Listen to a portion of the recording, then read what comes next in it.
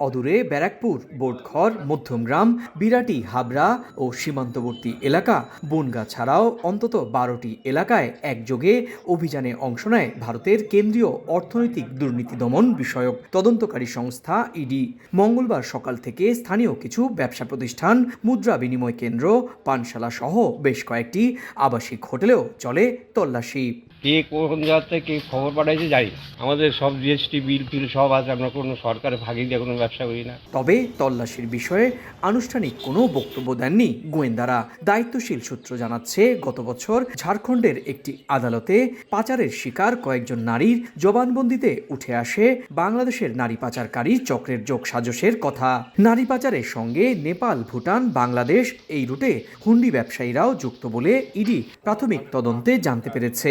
এই ঘটনায় বেশ কয়েকজনকে জিজ্ঞাসাবাদ করা হলেও গ্রেপ্তার করা হয়নি কাউকে।